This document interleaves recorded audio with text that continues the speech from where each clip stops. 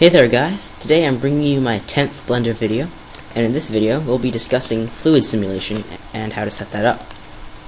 So, fluid simulation, as you probably guessed, involves using water. Let me just get my chair in. Involves using Blender to simulate things like water.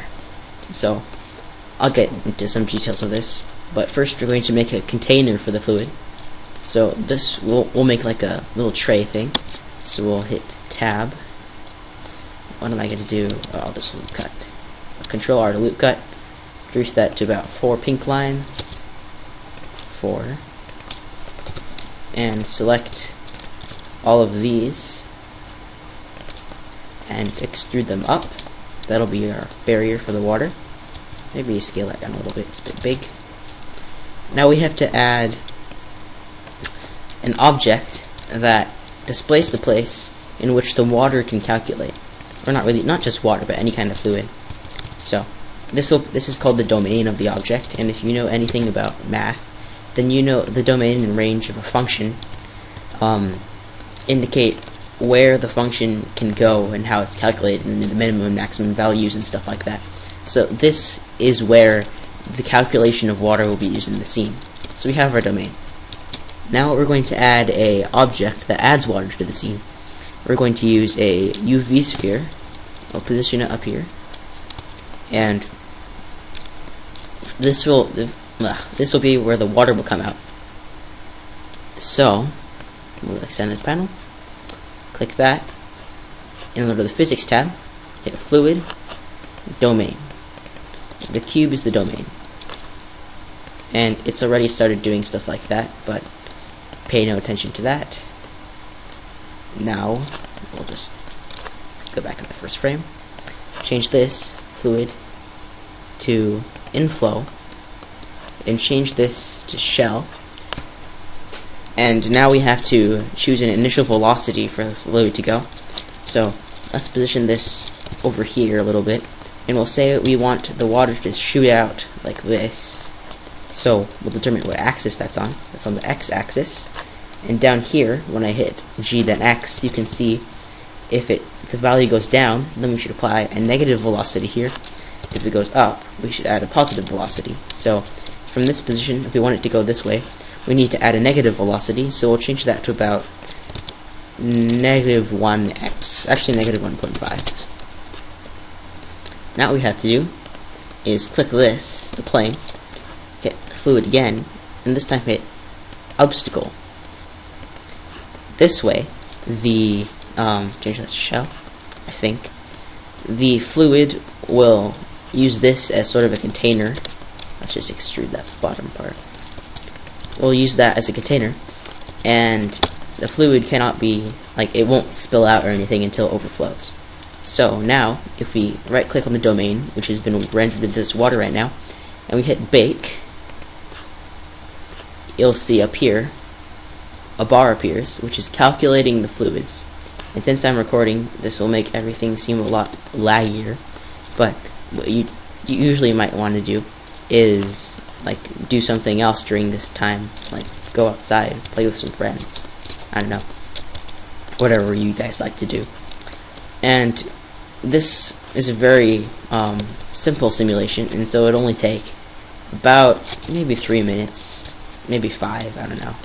But as it renders, you can see how it works.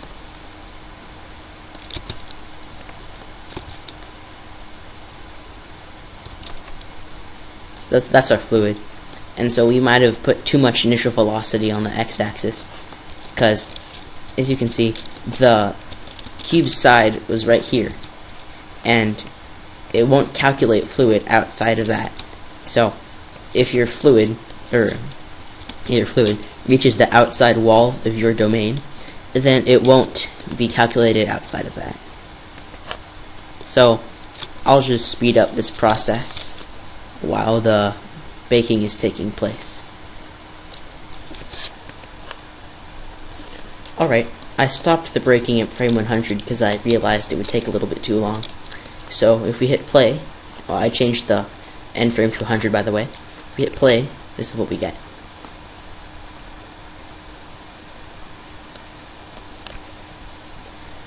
So all the water is being, or not water, fluid, I have to stop saying water, is being calculated inside of the domain, which is that big cube we added earlier, and it's using this container as its what's it called, as like an obstacle from which it can't go through. So it's acting like water would in real life. But now if we go to camera view, zoom out, if you're wondering how I do this, it's Shift F for fly. Now if we render, it looks like that, which is really unattractive. So we hit this, hit smooth shading. Let's make a water-like material. Let's make it blue. We'll make this black. And so if you render it now, it sort of looks like water, but this is nowhere near the maximum capabilities of fluid simulation. There are many better ways you could do this, but this is all that I put in. Now, a few things under the domain panel. The domain panel controls most of the, like how the fluid will look and stuff like that. So with resolution, the higher this is, the see how like there's a few subdivisions of the fluid here, how it's not entirely, like, I'm not going to use the word fluid, but smooth. If you increase this number, the fluid calculation will become much smoother. It'll take a bit longer, but it'll make it look nicer in the long run. None of this is really important yet. I might go into tutorial that later. The only thing you should worry about is viscosity. In viscosity, there's a couple of presets you have here, and it'll change the consistency of the water. So if you wanted to make it look like oil streaming out of that streaming out of that UV sphere, you would hit oil, and then you would bake it again. So, and I guess that's it with fluid simulation. So, thanks for watching my Blender videos. Be sure to subscribe. Let your friends know about me if they have any problems. Not that you have friends that do animation, of course. No one ever does that. And thanks for watching. This has been Insane in the Rain. Comment, rate, like, favorite, dislike. I really don't care. Subscribe if you want to. And see you later. Bye.